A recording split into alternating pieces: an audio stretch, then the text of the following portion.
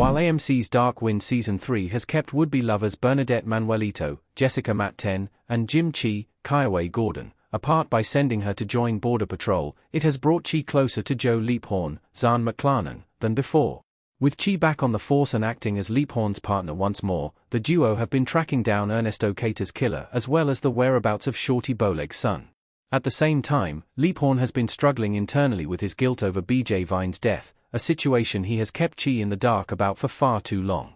Dark Wind Season 3, Episode 3, fittingly titled CHDI, Ghosts, has started to tie those separate strings back together.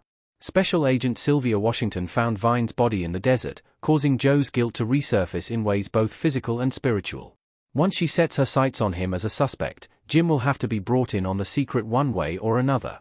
Meanwhile, the cops raided a farm, where a board contained various photos of police officers, one of which was of Bernadette.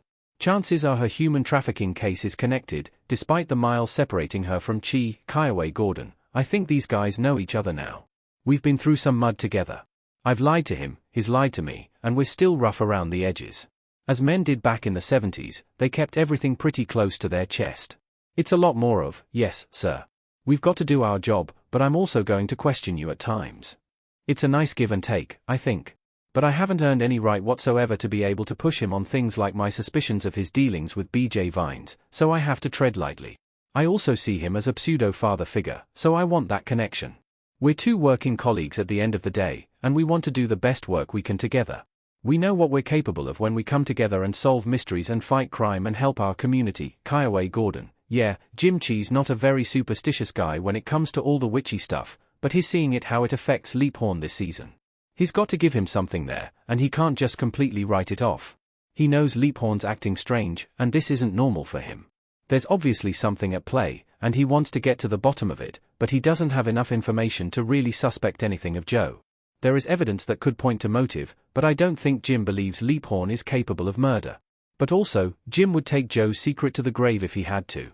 Because that's just the kind of guy Jim Chee is for the people that he cares about. Kiowa Gordon. I always think back to the phone call in episode 2, which was great.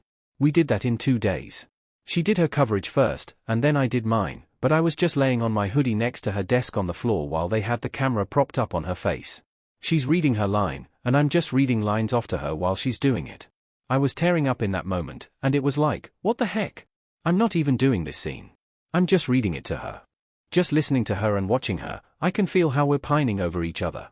It's going to come to a head at some point, and Jim's been pretty open with her. But they're not really together, so whatever. If she wants a side piece, she can have it. Kiowa Gordon. Yeah, when you've got bad blood like that, it kind of infects your senses and your judgment. It impairs you, and you get filled with rage. You see red? Especially because I blame him for my mom's life being ruined and us being run out of town, me not being able to stay connected to the people there. I think there's a lot of animosity inside of Chee, and he has to blame someone. Why not Shorty? Especially when there's a dead child and his son is involved. Jim's like, hey, the apple doesn't fall far from the tree. It's impossible for people to get over their ideals sometimes, and tragedy and trauma does get in the way of logic receptors. I think it's Chee's duty to figure that out. He's never had to really fight his demons before. He's always put them away, but now he has to confront them. He can't just run away, he can't just go to Berkeley, he can't just go to the FBI and live in the white man's world. He has to sit here and live with it, and to live with the decision of whether or not he's going to put an innocent man in jail or kill him.